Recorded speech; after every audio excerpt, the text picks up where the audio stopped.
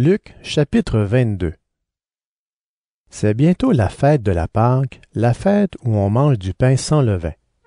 Les chefs des prêtres et les maîtres de la loi cherchent un moyen pour faire mourir Jésus, mais ils ont peur du peuple. Alors Satan entre dans Judas, qu'on appelle aussi Iscariote. Il fait partie des 12 apôtres. Judas va trouver les chefs des prêtres et les chefs des gardes du temple. Il discute avec eux sur le moyen de leur livrer Jésus. Les chefs sont très contents et ils promettent de donner de l'argent à Judas. Celui-ci est d'accord. Il cherche une bonne occasion pour leur livrer Jésus loin de la foule. Pendant la fête des pains sans levain, le jour arrive où on doit tuer les agneaux pour le repas de la Pâque. Jésus envoie Pierre et Jean en disant « Allez nous préparer le repas de la Pâque. » Il lui demande « Où allons-nous le préparer? Qu'est-ce que tu veux? » Jésus leur répond « Quand vous entrerez dans la ville, vous rencontrerez un homme qui porte un pot d'eau. Suivez-le jusqu'à la maison où il va entrer. Vous direz au propriétaire de la maison, « Le maître te demande, où est la salle où je vais manger le repas de la Pâque avec mes disciples? En haut de la maison, le propriétaire vous montrera une grande pièce avec tout ce qu'il faut. C'est là que vous préparerez le repas. » Les disciples partent. Ils trouvent tout comme Jésus leur a dit et ils préparent le repas de la Pâque. Quand l'heure est venue, Jésus s'installe pour le repas avec les apôtres. Il leur dit « J'ai beaucoup désiré manger ce repas de la Pâque avec vous avant de souffrir.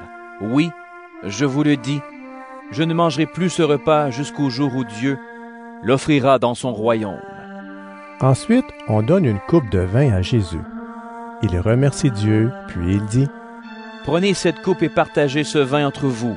Oui, je vous le dis, à partir de maintenant, je ne boirai plus de vin jusqu'à ce que le royaume de Dieu arrive. » Ensuite, Jésus prend du pain, il remercie Dieu, il partage le pain et le donne aux disciples en disant « Ceci est mon corps donné pour vous.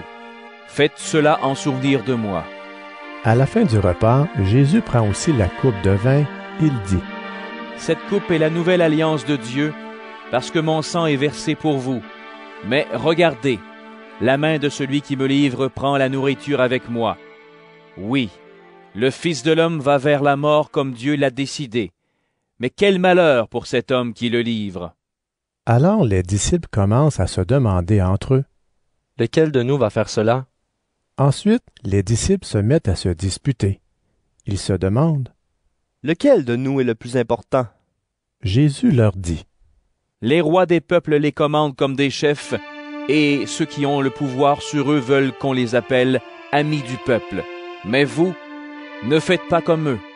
Au contraire, le plus important parmi vous doit être comme le plus jeune, et celui qui commande doit être comme celui qui sert. En effet, qui est le plus important, celui qui prend son repas ou celui qui sert? C'est celui qui prend son repas.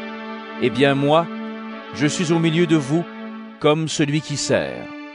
Vous êtes restés avec moi quand on était contre moi, et moi, je peux vous donner le royaume comme mon Père me l'a donné.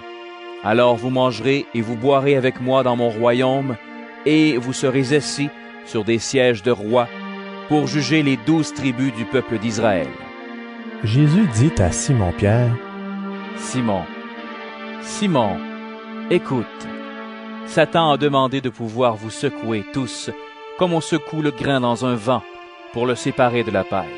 Mais moi, j'ai prié pour toi, j'ai demandé que tu ne perdes pas la foi, et toi, quand tu reviendras à moi, rends tes frères plus forts. » Pierre lui dit « Seigneur, je suis prêt à aller en prison avec toi, et même à mourir avec toi. » Jésus lui répond « Oui, Pierre, je te le dis, aujourd'hui, avant que le coq chante, tu diras 3 fois que tu ne me connais pas. » Ensuite, Jésus dit à ses disciples « Quand je vous ai envoyé sans argent, sans sac ni sandales, est-ce que vous avez manqué de quelque chose? » Ils répondent « Nous n'avons manqué de rien. » Il leur dit « Maintenant, au contraire, celui qui a de l'argent doit le prendre, celui qui a un sac doit le prendre aussi, Celui qui n'est pas armé doit vendre son vêtement pour acheter une arme. Dans les livres saints, on lit « Les gens ont pris cet homme pour un bandit. » Oui, je vous le dis, il faut que cela m'arrive. En effet, pour moi, tout est bientôt fini. Les disciples lui disent, « Seigneur, voici 2 épées. » Jésus leur répond, « Cela suffit. » Jésus sort et il va au mont des Oliviers selon son habitude. Ses disciples le suivent. Quand il arrive à cet endroit, il leur dit, « Priez pour pouvoir résister quand l'esprit du mal vous tentera. » Jésus s'éloigne des disciples, il va quelques mètres plus loin. Il se met à genoux et il prie en disant, « Père, si tu veux, éloigne de moi cette coupe de souffrance. Pourtant, ne fais pas ce que je veux, mais ce que tu veux. » Alors un ange du ciel se montre à lui pour lui redonner du courage.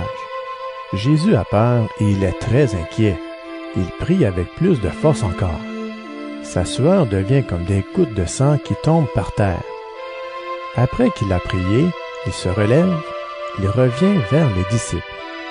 Il les trouve en train de dormir. Ils sont fatigués parce qu'ils sont tristes. Il leur dit, « Pourquoi est-ce que vous dormez? Levez-vous et priez pour pouvoir résister quand l'esprit du mal vous tentera. » Pendant que Jésus dit cela, une foule de gens arrive. Celui qui s'appelle Judas, l'un des 12 apôtres, marche devant eux. Il vient auprès de Jésus pour l'embrasser.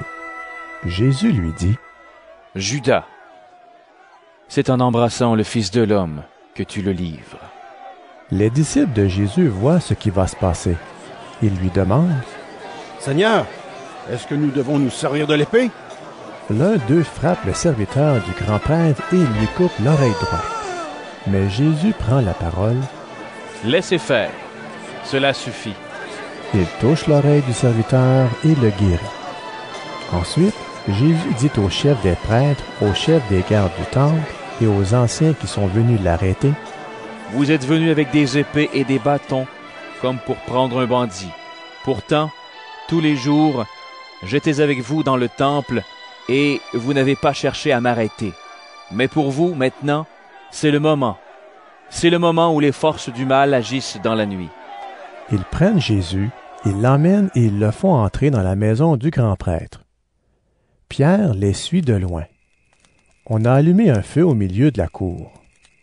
Des gens sont assis autour du feu et Pierre s'assoit avec eux. Une servante voit Pierre assis près du feu.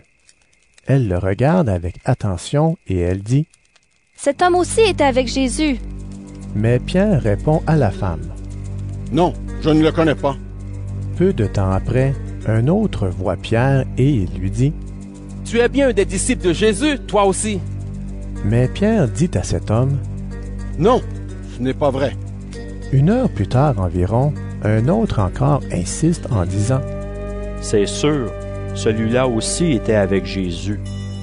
En effet, il est de Galilée. » Mais Pierre répond, « Je ne sais pas ce que tu veux dire. » Au même moment, pendant qu'il parle encore, un coq se met à chanter. Le Seigneur se retourne et il regarde Pierre dans les yeux. Alors Pierre se rappelle ce que le Seigneur lui avait dit. Il lui avait dit, « Aujourd'hui, avant que le coq chante, tu diras 3 fois que tu ne me connais pas. » Pierre sort de la cour et il pleure beaucoup. Les hommes qui gardent Jésus se moquent de lui et ils le frappent. Ils cachent son visage et ils lui demandent, « Qui t'a frappé? Devine! » Et ils lui disent beaucoup d'autres choses pour l'insulter. Quand il fait jour, les anciens du peuple, les chefs des prêtres et les maîtres de la loi se réunissent. Ils font amener Jésus devant leur tribunal et ils lui demandent, « Est-ce que tu es le Messie? Dis-le-nous. » Jésus leur répond, « Si je vous le dis, vous ne me croirez pas. Et si je vous pose une question, vous ne me répondrez pas.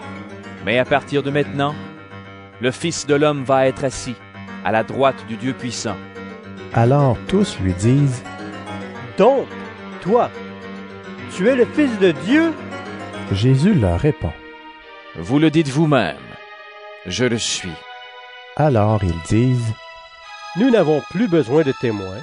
En effet, nous avons entendu nous-mêmes les paroles de sa bouche.